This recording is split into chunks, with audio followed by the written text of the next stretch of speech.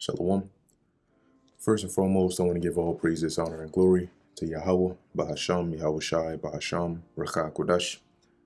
Double honors to the elders and the apostles of Great Millstone, and peace and blessings to the elect. And, in this lesson, we're going to be continuing from where we left off. Last time we went into Ezekiel, the 41st chapter, and as I mentioned before, at least in this chapter as well, it's mainly just once again going into the measurements, that of the temple that the angel is showing Ezekiel. Okay, so without further ado, we're just going to go into it alongside with the video, just for a visual display, and go from there. So this is the book of Ezekiel chapter 42 verse 1, and in the 41st chapter we went through the inside of the temple, the building itself, the designs, and now as it says in Ezekiel 42 and 1, then he brought me forth into the utter court. So let's go ahead and play this just so we're in sync. Okay. So you can see the north, east, west, south. All right. So verse 1, then he brought me forth into the utter court, the way toward the north, right, which is up here. And he brought me into the chamber that was over against the separate place. You can see separate place right here. And which was before the building toward the north. So here's a little direction right here. That's the assumed path that was taken. Verse 2, before the length of 100 cubits was the north door, and the breadth was 50 cubits. So you can see right here, 100 cubits and 50 cubits there. And this is just a bird's eye view. Verse 3, over against the 20 cubits which were for the inner court, and over against the pavement, which was for the utter court, was gallery against gallery in 3 stories. So you can see here. Let me just go back just a little bit more, and you can see that the inner court, which is this area right here. Okay, and you can see the measurements in there. The outer courtyard pavement over there, and the gallery opposite gallery, which would be these right here. And let's look into that word gallery here in the Hebrew. Okay, let's see. There we go. So we have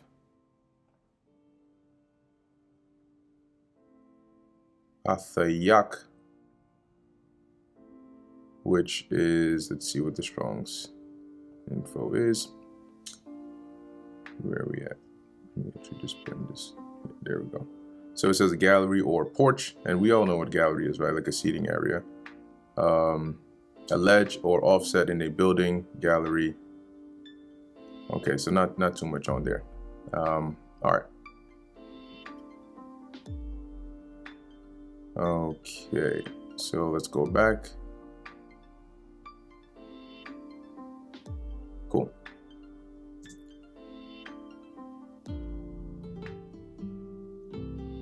Verse 4. And before the chambers was a walk of 10 cubits, 10 cubits breadth inward, a way of 1 cubit, and their doors toward the north. So you can see that way right there, as it is highlighted in red. Verse 5. Now the upper chambers were shorter, for the galleries were higher than these, than the lower, and than the middlemost of the building. For they were in 3 stories, but had not pillars as the pillars of the courts. Therefore the building was straightened more than the lowest and the middlemost from the ground.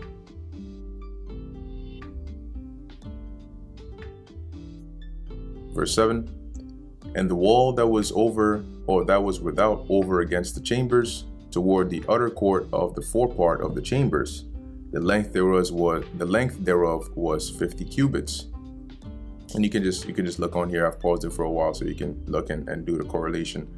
Verse 8, for the length of the chambers that were in the utter court was 50 cubits, and lo, before the temple were 100 cubits. So you can see, once again, just mainly measurements.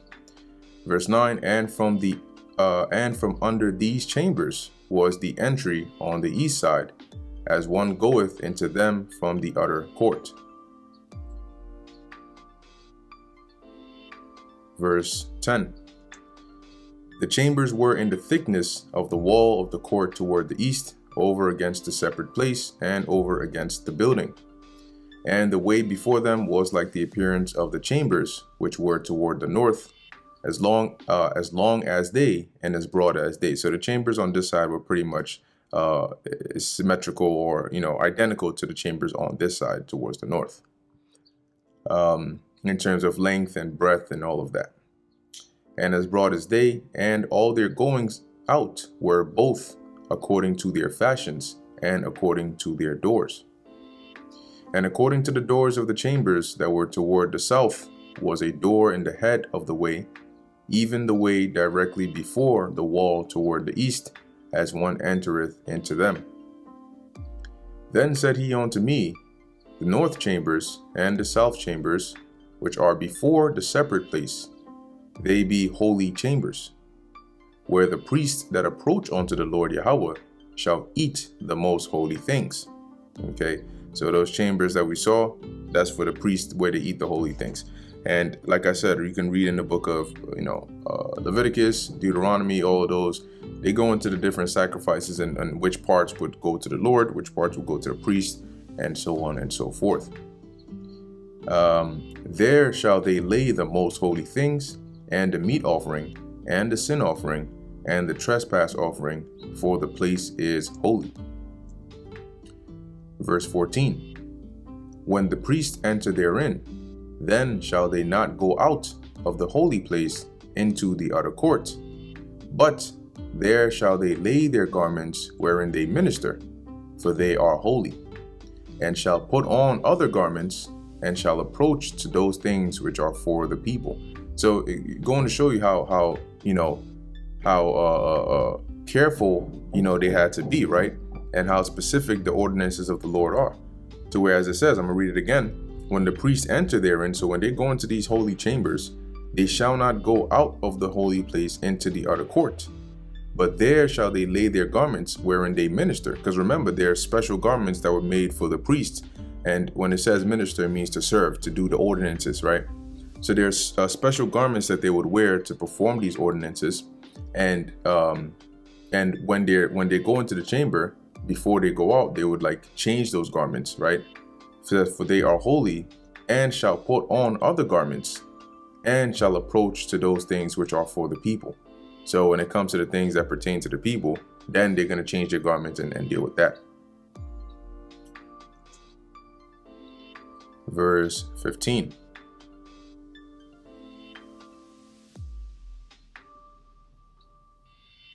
Okay. All right. Verse 15. Now when he had made an end of measuring the inner house, he brought me toward the gate, whose prospect is toward the east, and measured it round about. So that's why he zoomed out. Verse 16. He measured the east side with the measuring reed, 500 reeds, with the measuring reed round about. And you can see, I believe the east side might be on here. Okay, and you can see the measurements, but it's pretty much like a square, 500 on all sides.